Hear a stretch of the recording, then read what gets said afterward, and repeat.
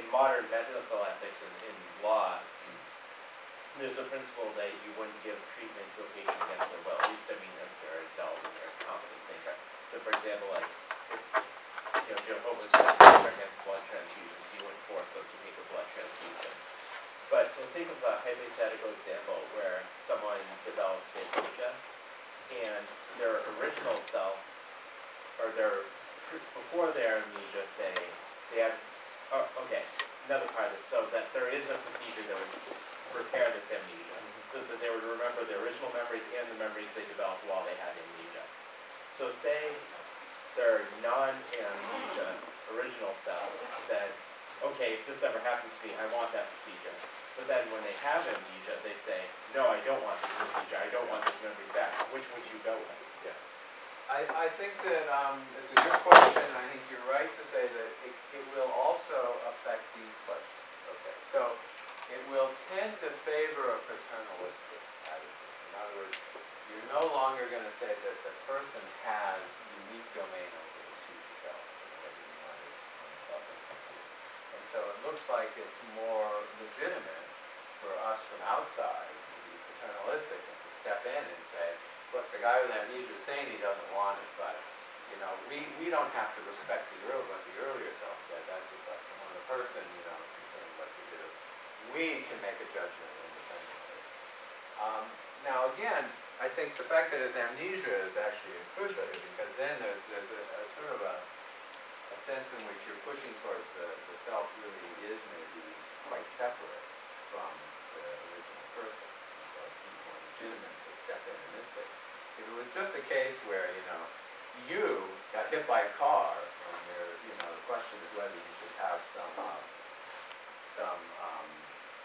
life-saving procedure, and you wrote explicitly before it happened, do not ever give me these tubes and or a respirator or whatever, then I mean, there's no, I don't think in that case it's really that plausible to say we should respect the form original, because although you could argue it, but because there's no real distance, so to speak, between you and the hospital and you that just shortly before the ABK died. So I think that it's probably only going to have these consequences to the extent that we think the original person has already been lost to some extent already. The relations, you're never going to get back the same relations.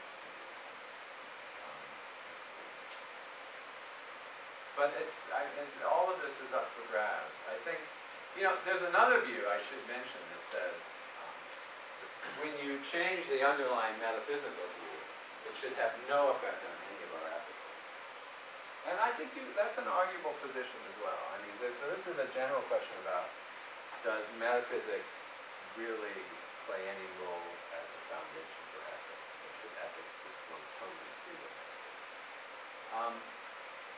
I presented sort of the moderate view that the metaphysics can in fact change some of your views about ethics. And it's not surprising. When you see the world differently, that your ethical views might change.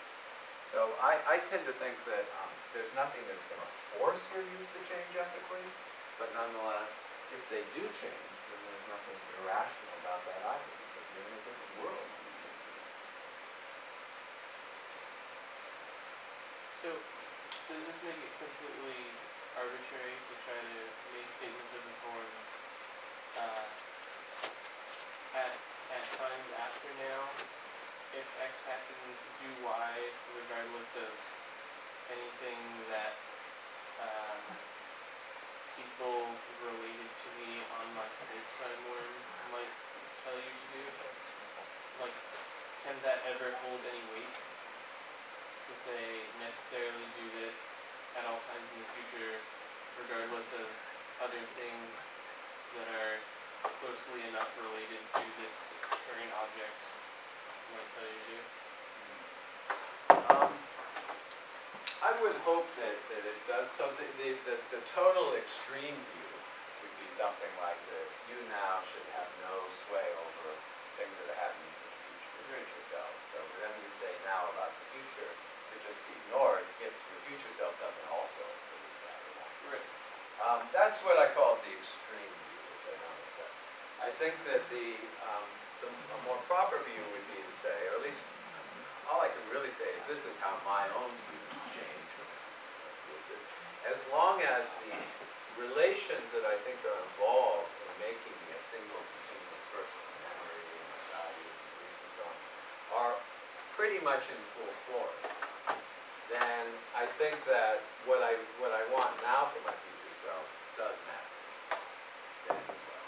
Okay, so it's really subjective to what full force means? Yeah. So it's going to be a matter of, so these relations are a matter of degree, but generally over the course of a life they hold pretty tight. Even I, in my advanced age, remember things that I did when I was your age. And that a strong connection between the temporal part of me now and the temporal parts that existed in all. Right.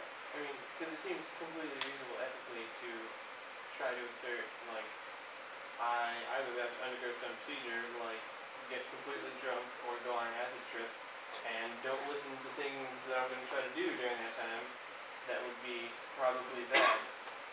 And it seems rather justifiable for someone else to take that and actually do it, and to not listen to you during this period. Well,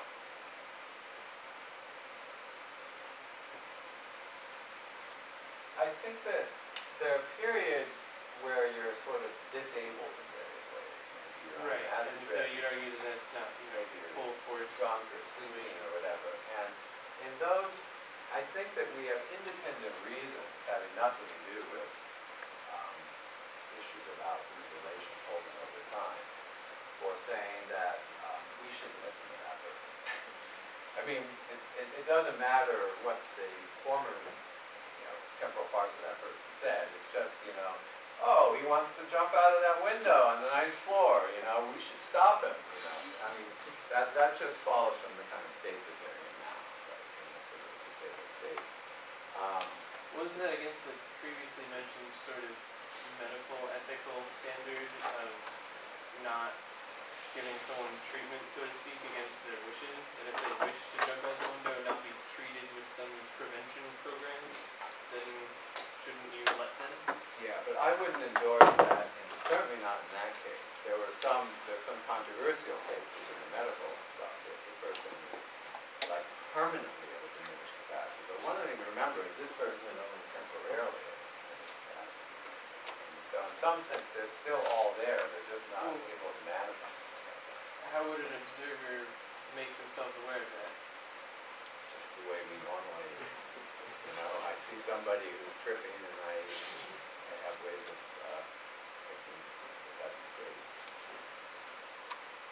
You might make mistakes, obviously. You might think that, it could be that a perfectly rational person wants to commit suicide for perfectly good reasons and you stop them and maybe you shouldn't have. But that's a different thing.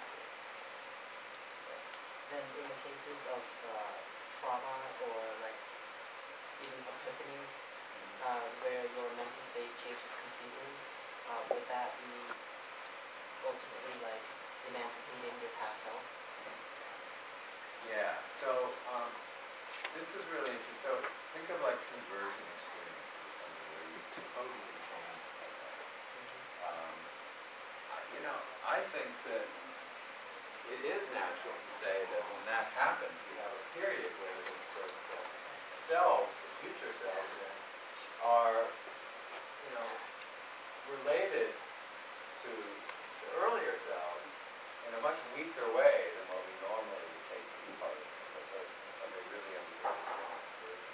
And so I think that could be relevant then in how you make decisions, about that person from the earlier stage, or if you're talking about from a paternalistic point of view, if you're outside. Again, though, it's kind of hard to know how to understand conversion experiences because they're not always permanent, right? So sometimes you might think the person's under the influence of alcohol or something. And then you shouldn't take it as they genuinely change. It's almost like being on an acid trip that's temporarily disabled by this. So it's tricky to say, Even drugs like, suppose they take ecstasy where it changes the whole dopamine changes, serotonin changes in our head. Is that does that change in mentality change, like, a divorce from your whole past selves, Yeah. all your past selves? I certainly not totally. I mean, obviously, you can still recognize, the mental, psychological state of that person as being related to the physics. So, the break is not going to be that drain in those cases. I think the more interesting cases really are the ones where you talk about a lot of time, where you're thinking of a future person being this guy in the nursing home. Should I really make sure that I have money left for when I'm 100 years old? Because there, it's clear that the changes will be much more radical. Whereas, you talk about drug experiences, in most cases, the person in their next decade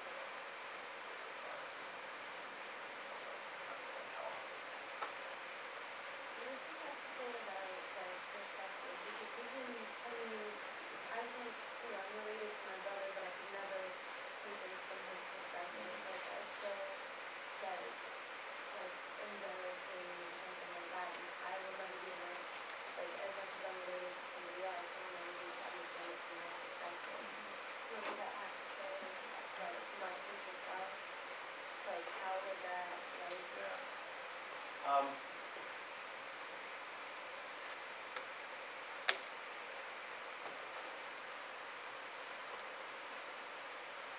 So in general, when we decide to do something for somebody else, say because we don't want them to have pain, it's because we can't literally feel their pain, but we feel by analogy, we can know what it would be like for that person to experience that pain, and we think that gives us justification to do something to stop it.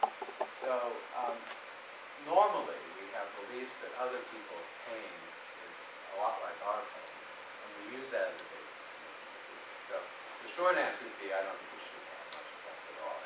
There is a sense in which you might wonder, does my brother's pain really feel like my pain, or could it maybe feel very different? But, we really know it's bad still. It's just as bad. So is there a disconnect between my future self and the way that I feel pain?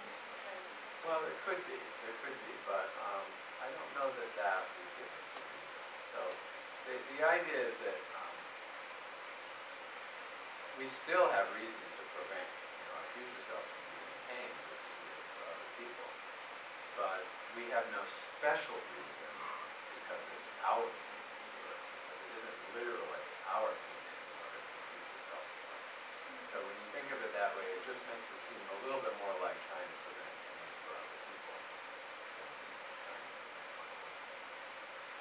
But my problem is still Yeah. just that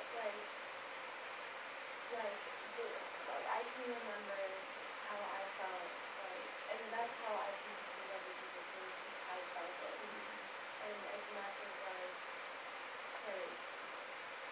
can say this color is green, I can't see what you're doing. Right, absolutely. And, taken to the extreme, the solipsist sort of might even deny that anyone else does have pain, that does see color. Just like robots or zombies out there who talk like they do, but they don't really have any consciousness. I don't think you can ever have a deductive, decisive argument that the solipsist is wrong against an omni-normal that. But none of us really do. Continually by analogy, we can understand how other people are experiencing.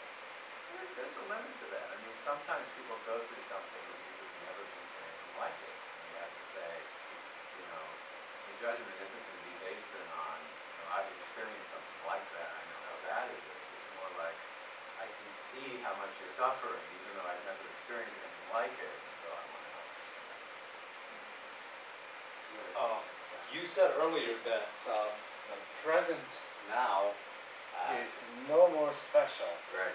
than the future now or the past now. Yeah.